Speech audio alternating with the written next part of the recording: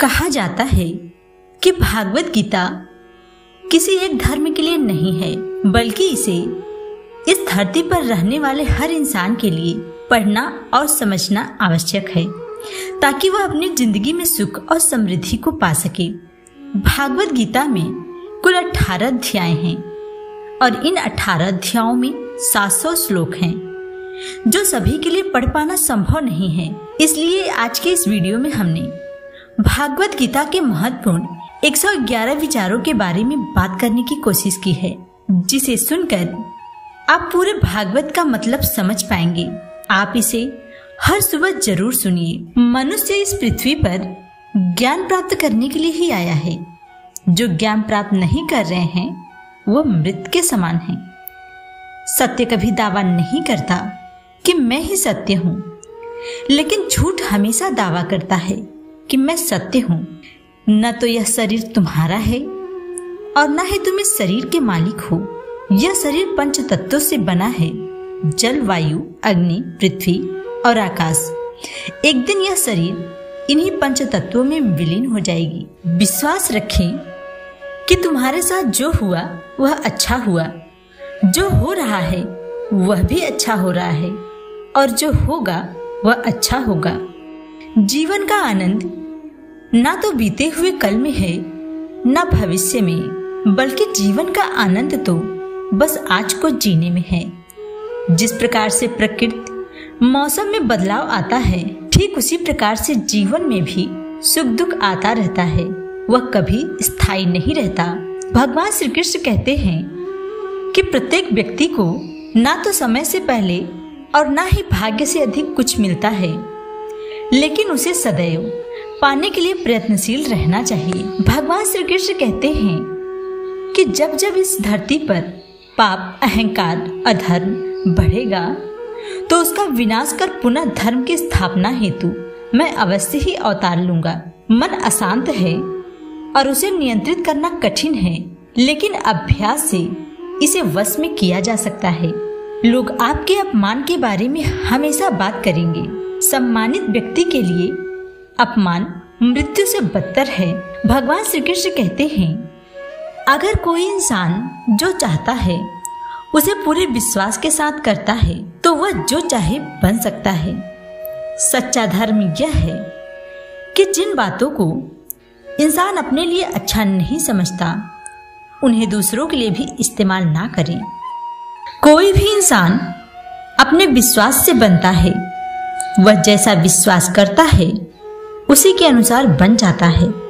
प्रबुद्ध व्यक्ति के लिए गंदगी का ढेर, पत्थर और सोना सभी समान हैं। ऐसा कुछ भी नहीं, चेतन या अचेतन, जो मेरे बिना अस्तित्व में रह सकता हो। मानव कल्याण ही भागवत गीता का प्रमुख उद्देश्य है। इसलिए मनुष्य को अपने कर्तव्यों का पालन करते समय मानव कल्याण को प्राथमिकता देना चाहिए। इतिहास कहता है कि कल सुख था, विज्ञान कहता है कल सुख होगा, लेकिन धर्म कहता है अगर मन सच्चा और दिल अच्छा हो तो हर रोज सुख होगा।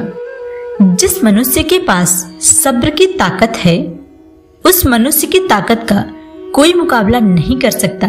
केवल मन ही मनुष्य का मित्र व शत्रु है।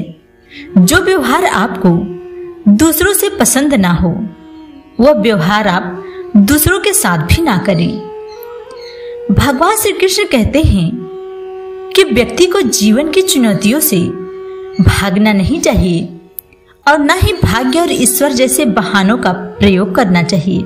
ज्यादा खुश होने पर और ज्यादा दुखी होने पर निर्णय नहीं लेना चाहिए, क्योंकि यह दोनों परिस्थितियां आपको सही निर्णय नहीं लेने देती। हे अर्जुन, मैं भूत, वर्तमान और भविष्य के सभी प्राणियों को जानता हूँ, किंतु वास्तविकता में मुझे कोई नहीं जानता।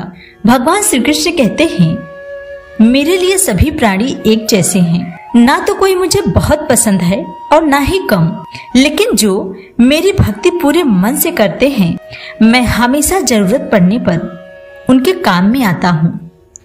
जो इंसान फल की इच्छा त्याग कर सिर्फ कर्म पर ध्यान देता है, वह जरूर ही जीवन में सफल होता है। कोई भी इंसान जन्म से नहीं बल्कि अपने कर्मों से महान बनता है।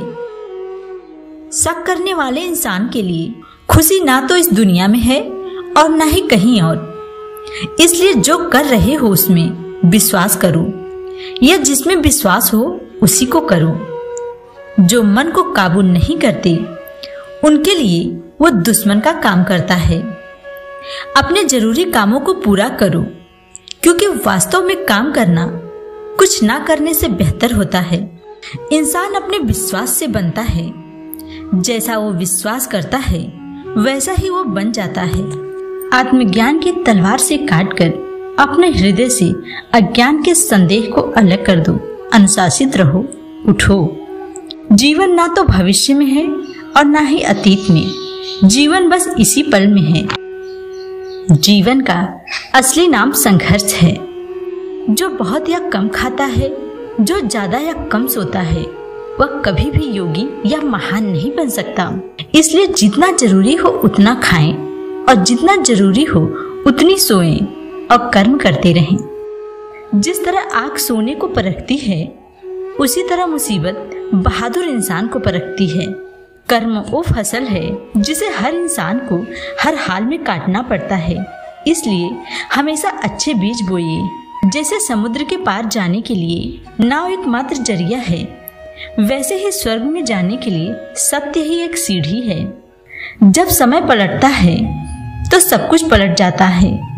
इसलिए अच्छे समय में घमंड ना करें और बुरे समय में अपना धैर्य ना खोएं। जो मन को नियंत्रित नहीं करते उनके लिए वह शत्रु के समान कार्य करता है।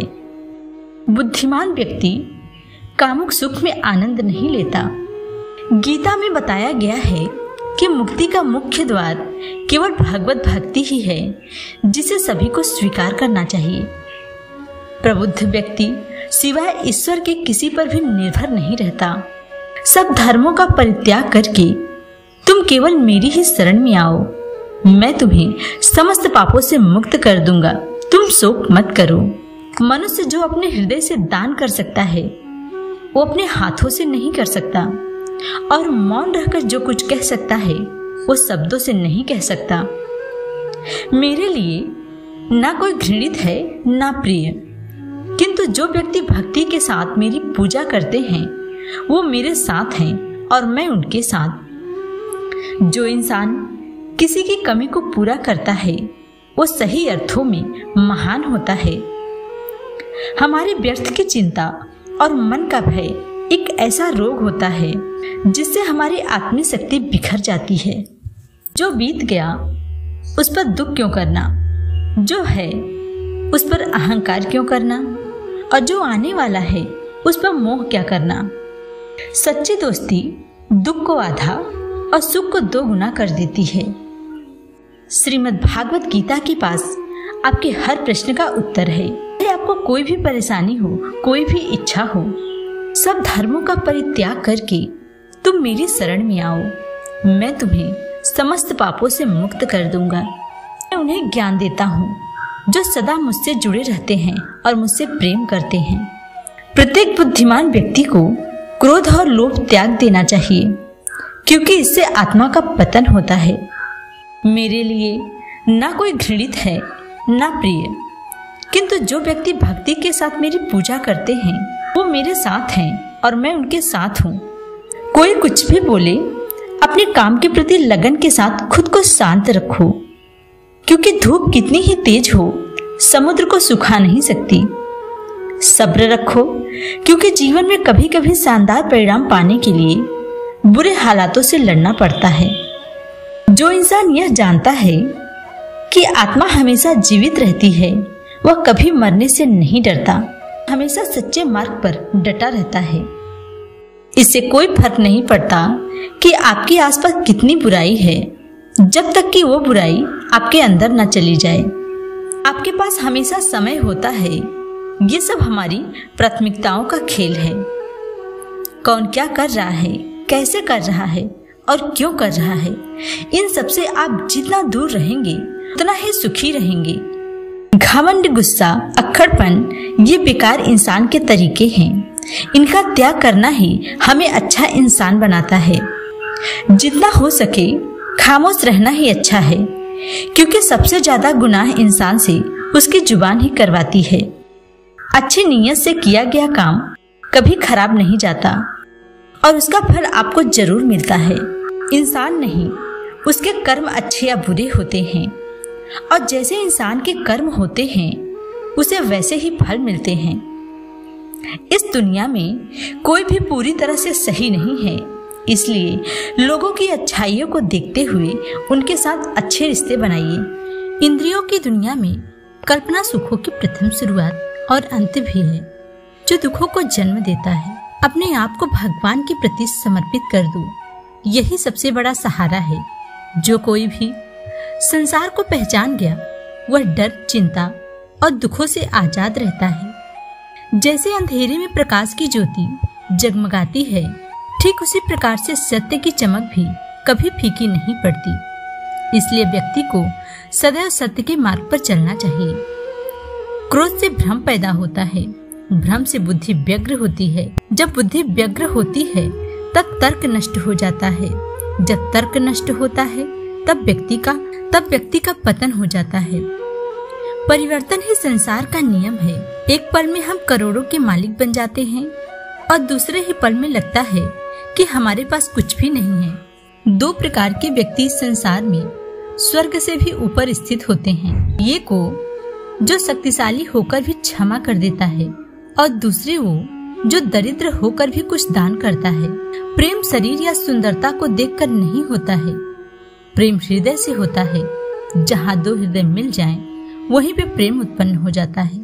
इंसान हमेशा अपने भाग्य को कोसता है, यह जानते हुए भी कि भाग्य से भी ऊंचा उसका कर्म है, जो स्वयं उसके हाथों में है। सज्जन व्यक्तियों को हमेशा अच्छा व्यवहार करना चाहिए, क्योंकि इन्हीं के पथ चिन्हों पर चलकर सामान्य व्यक्ति अपने लिए रास्ता चुनता है। कोई कुछ भी कहे, बस अपने आप को शांत रखो, क्योंकि सूरज कितना भी तेज क्यों न हो, समुद्र नहीं सुखा सकता।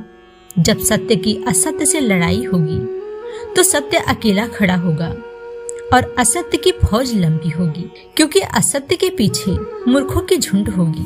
अकेला रहना तुम्हें यह भी सिखाता है कि वास्तव में तुम्हारे पास स्वयं के अलावा और कुछ भी नहीं है। जब परिवार के सदस्य अप्रिय लगने लगे और पराये अपने लगने लगे, तो समझ लीजिए विनाश का समय प्रारंभ हो गया है। क्रोध आने पर चिल्लाने के लिए ताकत नहीं चाहिए, मगर क्रोध आने पर चुप रहने के लिए खूब ताकत रहनी चाहिए। याद रखना, अगर बुरे लोग सिर्फ समझाने से समझ जाते तो बांसुरी बजाने वाला कभी महाभारत नहीं होने देता। व्यक्ति जो चाहे वो बन सकता है, यदि वह विश्वास के साथ इच्छित वस्तु पर लगातार चिंतन करे। वह जो इस ज्ञान में विश्वास नहीं रखते, मुझे प्राप्त किए बिना जन्म और मृत्यु के चक्र का अनुगमन करते हैं। जैसे मनुष्य जीर्ण वस्त्र को त्याग कर दूसरे नए वस्त्रों को धारण करता है, वैसे ही देही जीवात्मा पुराने शरीरों को त्याग कर दूसरे नए शरीरों को प्राप्त करता है। जन्म लेने वालों के लिए मृत्यु उतनी ही निहित है जितना कि मृत होने के लिए जन्म लेना, इसलिए वो अपरिहार्य है। उस पर ध्यान मत दो। बिना फल की कामना से किया गया कर्म ही सच्चा कर्म है। ईश्वर चरण में हो समर्पण, वही केवल। गीता में कहा गया है कि कोई भी अपने कर्मों से भाग नहीं सकता, कर्म का फल तो भुगतना ही पड़ेगा।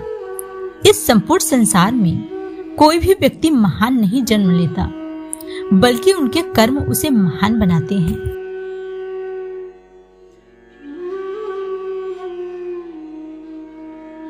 तो हम सुस्ती, आलस और भ्रम के शिकार हो जाते हैं, कुछ का कुछ अर्थ लगाने लगते हैं। इसी भांति हमारे भोजन में यही 3 गुण विद्यमान रहते हैं और हमारा मन भी इन तीनों गुणों से प्रभावित होता है। हमारे कार्यों में भी इन्हीं तीनों गुणों की झलक देखने को मिलती है।